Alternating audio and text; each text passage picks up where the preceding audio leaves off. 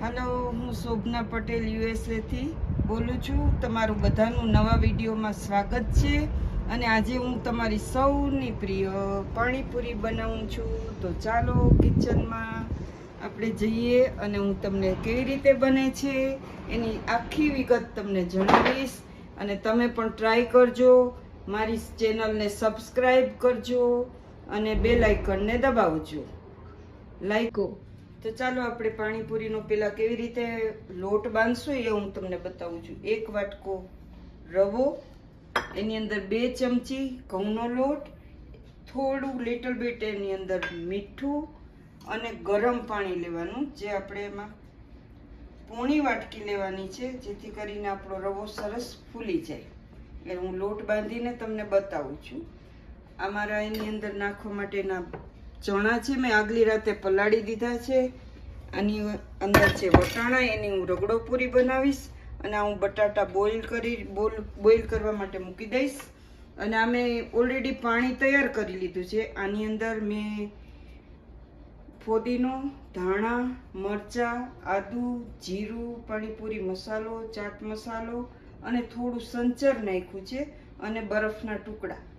અને ખટાશમાં મેં આની અંદર નાખી છે કાચી કેરી.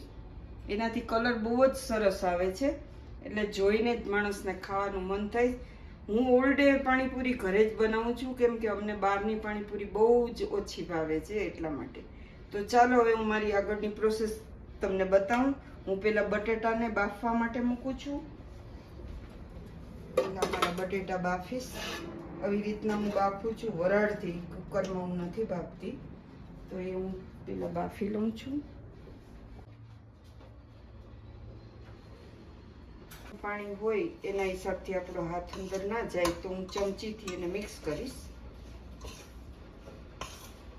પછી થોડું ઠંડુ થાય ત્યાર પછી હું તમને હાથથી બતાવીશ કે કેવો લોટ બનાવવાનો છે.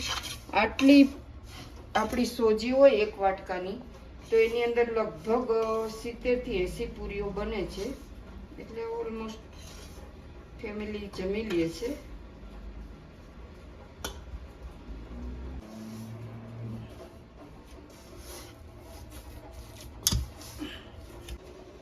જો તમે મારું જોઈ શકો છો, આ લોટ બાંધીને તૈયાર થઈ ગયો છે. આ ટાઈપનો આપણે રાખવાનું છે. થોડી વાર રાખશું એટલે રવો હજી થોડું પાણી પીશે, એટલે થોડો કડક લોટ થશે. જો મારો લોટ આવો થઈ જશે. હવે થોડી વાર આપણે એને ભીનું કપડું રાખી અને થોડી વાર રાખી દેશું, એટલે આપણો રવો ફૂલાઈ જાય. થોડુંક આપણે મીઠું નાખશું એટલે બફવામાં ઝડપ થાય. બીજી સાઈડ હું ચણા બાફવા મૂકી દઉં છું, એટલે ચણામાં પણ થોડુંક નમક નાખશું.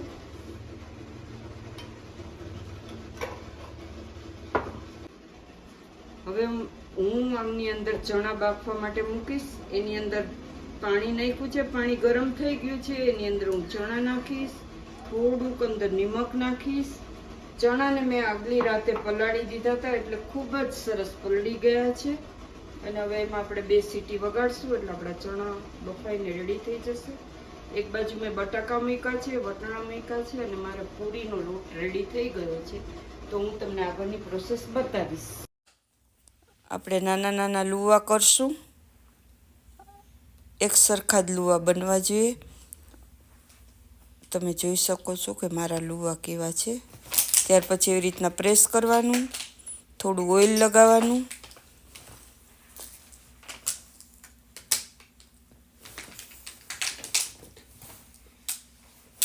ત્યાર પછી પૂરી વણવાની. જો હું પૂરી વણીને તમને બતાવું છું.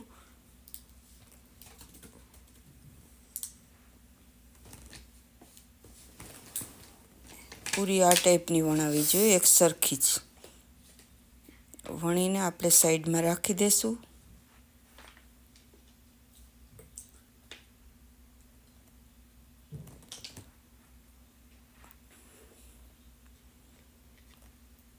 બધી પૂરી વણાઈ જાય ત્યાર પછી આપણું તેલ પણ ગરમ થઈ ગયું છે. હું પૂરી નાખીને બતાવું છું.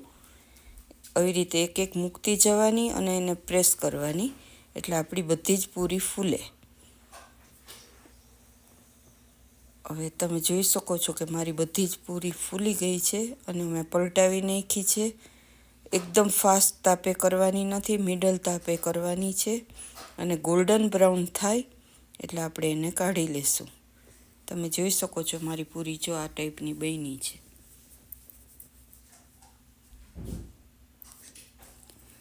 આ પૂરી તમે જોઈ શકો છો જો એક સરખી અને બ્રાઉન કલરની.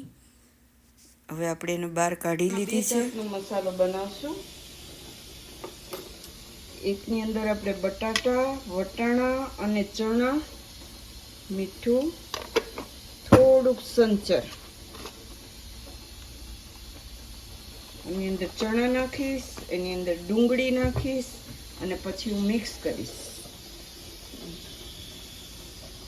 એક તમને મસાલો બતાવું છું. એના માટે લેવાનું શેકેલા જીરાનો પાવડર, અંદર ધાણા જીરું પાવડર,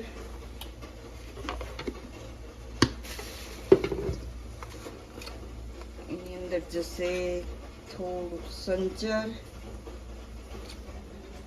અને પછી આપણે એને મિક્સ કરશું. રગડાવાળો મસાલો બનાવીને બતાવીશ. તમે જોઈ શકો છો કે મારા બટેટા ઓલરેડી બની ગયા છે, બફાઈને તૈયાર થઈ ગયા છે. હવે આપણે એની અંદર વટાણા મિક્સ કરશું અને અંદર ગ્રીન પેસ્ટ નાખશું. એની અંદર છે ફોદીનો, ધાણા, મરચાં અને થોડુંક લીંબુ, એટલે એનો ટેસ્ટ એકદમ સરસ આવે છે, ચટપટો.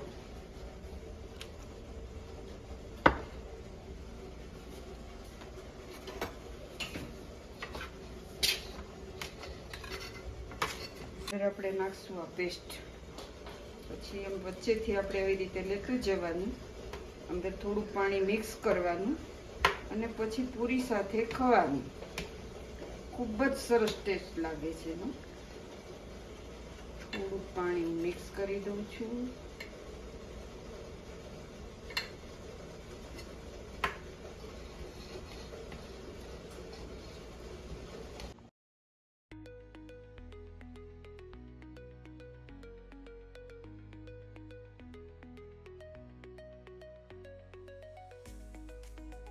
પૂરી તૈયાર થઈ ગઈ છે. આપણી બનાવેલી પૂરી, ડુંગળી, આ ચણા મસાલા, બટાકાનો મસાલો અને આ રગડા પૂરીનો મસાલો, સેવ લિટલ બીટ, અને તમે જમીને એન્જોય કરો અને તમે પાછી બનાવો પાણીપુરી અને બનાવીને કહો કે કેવી બની છે.